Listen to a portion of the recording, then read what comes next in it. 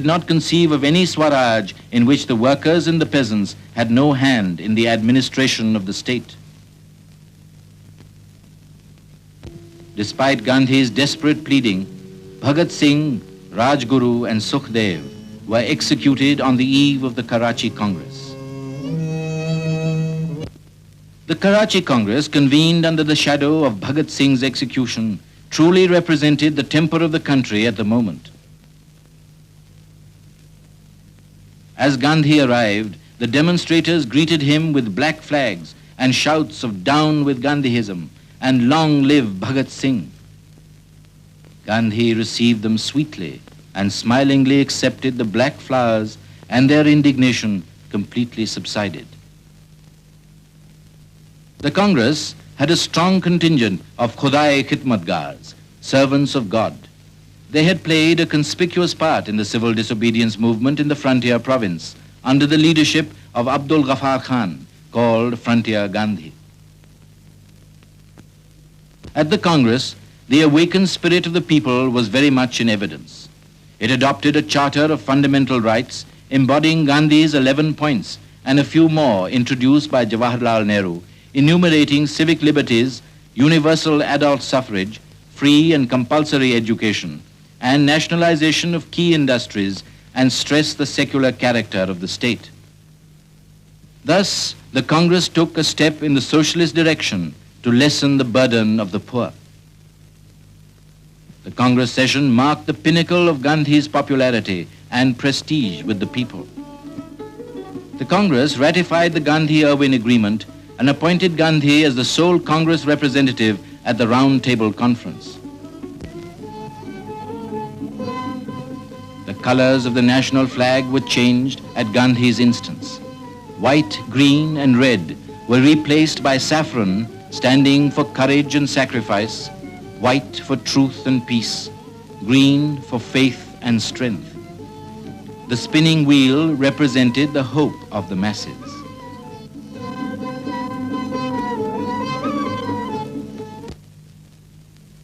Gandhi reached Bombay on August 29th to catch the boat in time. A special passport was issued to enable him to make a dash for London. The Indian plenipotentiary arrived not for waging a battle of diplomacy, but for embarking on his mission of asserting the right of the Indian people to be masters of their destiny and cultivating friendship with the world.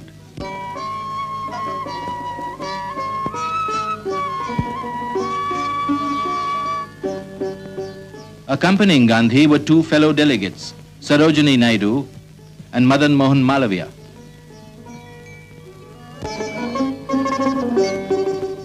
At noon on August 29th, the Rajputana steamed out. Jawaharlal Nehru watched the ship that carried the sole representative of 1/5 of the human race to the Arabian Sea and the far west.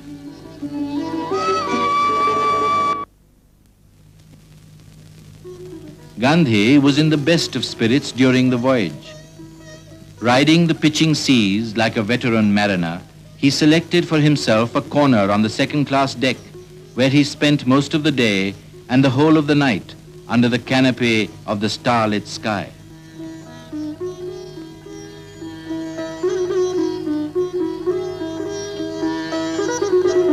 The quaint traveler carried the scantiest of luggage and scrupulously observed his daily routine on board the ship.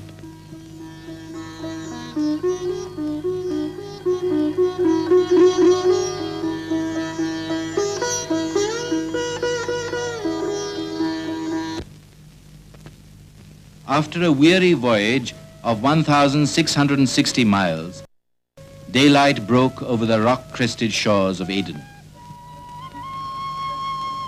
Gandhi steered the Rajputana into the first port of call.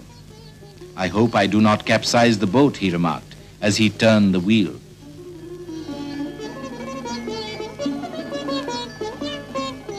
A big welcome awaited Gandhi at Aden.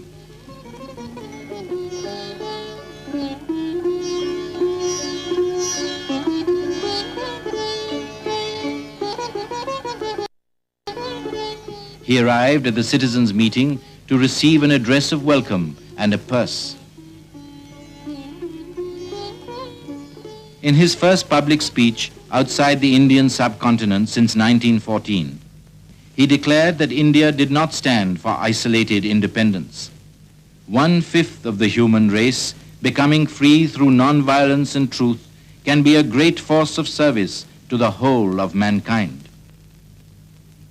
He extolled the simple way of life associated with the Caliphs and told the Arabs to help solve the Hindu-Muslim problem.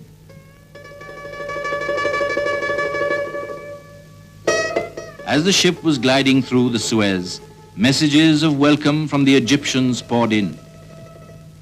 On crossing the Egyptian waters, Madame Zaghlul Pasha sent the great leader of Great India her best wishes for the success of the Indian cause. Gandhi had in his loyal secretary Mahadev Desai an assistant who not merely relieved him of much of his routine work, but put his keen intellect and tireless capacity for work at his disposal.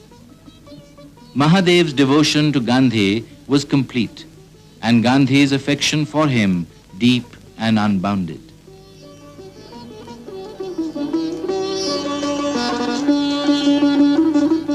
On the misty, cold morning of September 11th, SS Rajputana anchored at Marseille.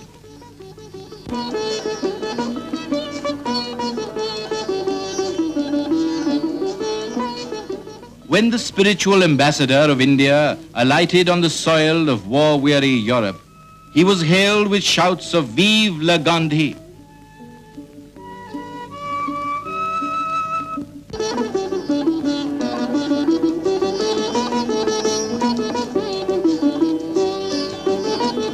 At Folkestone on September 12th, Britons gathered to greet the guest of the nation. Gandhi landed on British soil with thoughts of the hard task ahead. I am here to vindicate the honor of India and to uphold truth as I see it, for I believe it is the keystone of life.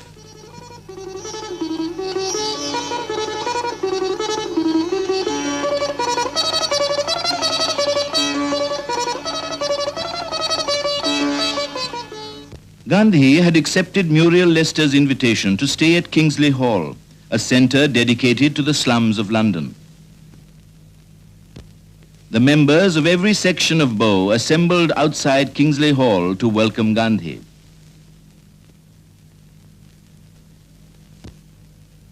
The Pearly King, accompanied by his son and daughter, came to pay respects to the distinguished visitor in his domain.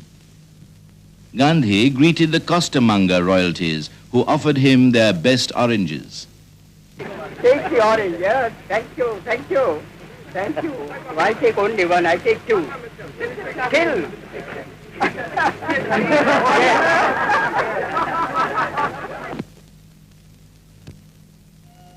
At the Federal Structure Committee of the Round Table Conference held at St. James's Palace, the voice of resurgent India spoke through Gandhi. The goal of absolute independence remains intact. Gandhi stressed the need of adult suffrage and racial equality and advocated an honorable partnership between India and Britain. The nation that does not control its defense forces and external policy, asserted Gandhi, is hardly a responsible nation. He struck a note of warning. A nation of 350 million people needs simply a will of its own to say no, and that nation is today learning to say